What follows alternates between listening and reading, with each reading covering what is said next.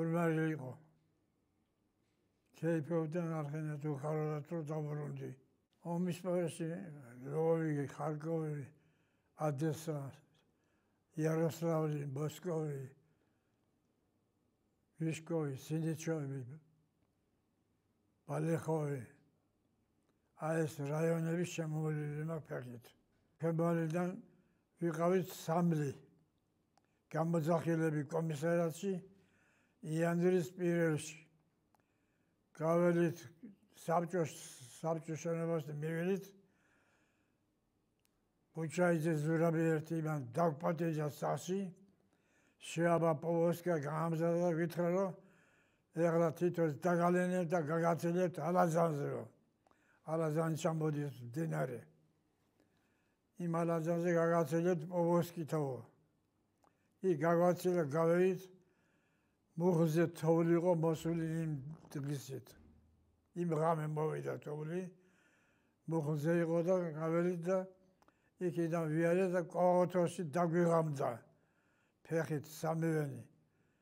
კოღოში დაგიღო იქ მეგობარი ყავდა ერთსა და იმა გითხრათ შენ მეგობართან შევიდეთო უკან ხო აღარ წავალთო. იმის მეგობართან შევედი გაგვიშალეს პოლზე ლოგინი და იქ ვეძინა იმ ღამეს.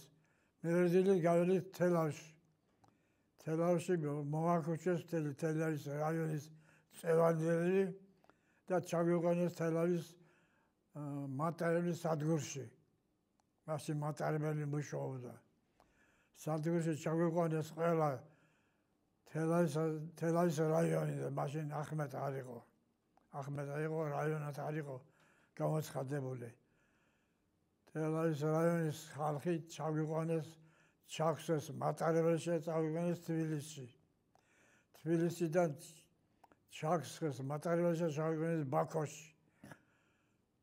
ბაქოდან პერასატკა გავაკეთეთ და წაველით სტალინგრადში. იქიდან პირდაპირ მოსკოვში. იქ ვისწავლეთ სამი თვე. სამი თვე გამეცადნენ სამხედრო საქმეზე, იარაღის შესწავლაზე, უცხო იარაღის ხმარებაზე. უნდა ვისწავლოთ და მაგარი ვიყოთ რომ დავიხვდეთ მტერს მტრულათო. რომ მტერმა დავჩაგროსო. გარდა ამისა ჩვენ ხო ვართ ბრძოლაში ვართ. ან გადავწევით ან არა მაგრამ მაგრათო და ვიბრძოლოთ ჩვენი მშობლები და ჩვენი და-ძმები გადავარჩინოთო. აი ამის გულისთვის ვიბრძოლით მაგრათ რომ ჩვენი გადარჩენის იმედი არ ქონდა მაგრამ სამაგრან მშობლებსა და და-ძმებს დავისავდით. ამის განზრახით ვიყავით წასულები. ხარკოვში ვიყავი უჩემი სამეთაურო სკოლაში 9 თვიანი სამეთაურო სკოლაში გამოტარეს. ხარკოვში 9 თვე ვისწავლე სამხედრო საქმე სტარში სერჟანტის წოდებით. გამოვედი წავედი ბრძოლის ველზე. ის დღესამეზე ვიყავი ბრძოლის ნაწილებში. საბრძოლო მოქმედების ნაწილებში. ვიბრძოდი დღეს-დღეს საცაკი მოგვიხდებოდა. ხან წინ ხან უკან. წინ სულაც იყო უკან დახევაც იყო რა თქმა უნდა. ეგრე გავატარეთ ომის ბოლომდის. მე იმის შემდეგ შემოვლებას გამომეშვეს 10 დღე. კაი დამსახურების და კარგი ბრძოლისათვის დამაჯილდეს 10 დღეს შემოვლებას გაგიშვებთო. სამშობლოში ნახავ მშობლებსო და 10 დღის შემდეგ დაბრუნდნენ თავიანთ ნაწილში. ზიანა შემთხვევაში თუ დაბრუნდნენ მაინც ჩამოგიყვანთ იქიდანო. ჩამოვედი 10 დღე გზაზე მოსკოვზე გამოვიარე. ვიფიქრე მე ახლა რა გზით წავალ მატარებელი ვიდეოდა მოსკოვის მიმართული ზედაწერა მოსკოვიო და ვიფიქრე მოსკოვში ჩავალ. მოსკოვში ჩავჯდები მატარებელში და ალბათ თბილისში ჩამიყვანს. თბილისში ჩამოვედი და 10 დღე ვიყავი სასი 10 დღე იყო ბეზდაროგი. გზის გარეშე 10 დღე უნდა ყოფილიყავი ადგილზე.